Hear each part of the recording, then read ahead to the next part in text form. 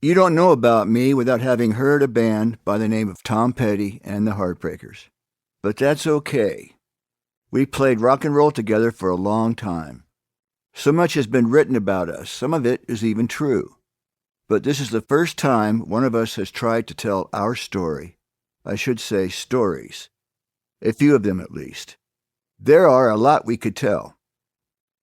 Nobody would ever have imagined it would be me, of all people, to tell them. I was never much of a talker, but my wife, Marcy, says I have gotten downright chatty in my old age, and she has been with me from the very beginning, so she would know.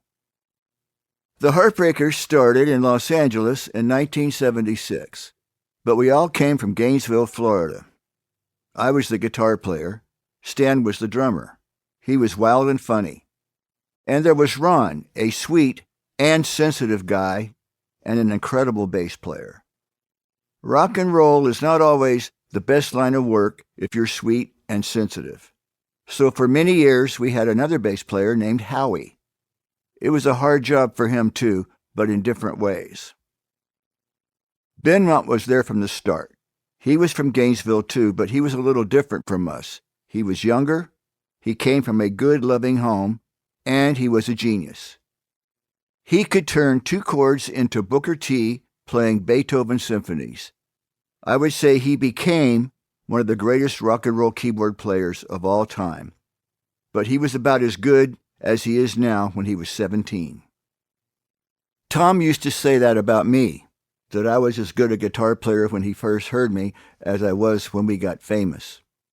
The first time Tom ever heard me play was in 1970 in a shack outside Gainesville that I lived in when I had nowhere else to go and I didn't know what to do with my life. I can't say the same for Tom. He was pretty good when we met. He had been playing in bands for a couple of years already, and then he got better and better and better. But even early on, when I couldn't fathom, not in my wildest dreams, how far he would take us, he never doubted it for a second. He once told his dad that if he would just get off his back, he would be a millionaire by the time he was 35. And he was right. Tom was a songwriter too. Like me, but also not like me. I could give Tom a tape of 3 chords that I recorded to play over while I practiced, and he would come back with lyrics. Thousands of people would sing with tears in their eyes. He wrote songs that gave people great courage and comfort. And sometimes he would give me a few verses over 2 chords, and I would write a guitar part that made it a hit, that made people roll down the windows and drive faster when it came on the radio. Sometimes I would write a guitar line like that and try to throw it away. But he'd save it. Time after time, he heard things in me that I couldn't hear in myself.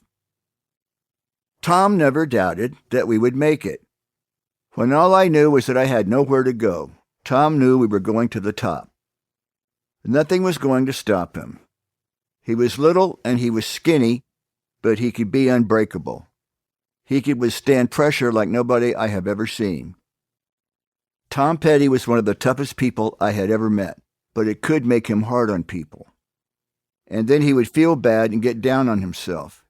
He worried a lot. Sometimes he made me so angry I couldn't look at him, but nothing could ever split us up. We were brothers from the same muse. Early on, before we even knew it, we made some unspoken deal that we were going down the line together no matter what. Me and him. Full speed ahead from the very beginning to the very end. To keep listening to this audiobook for free, click the link in the description. It will take you to a free Audible trial where you can listen to this and many other books for free for 30 days.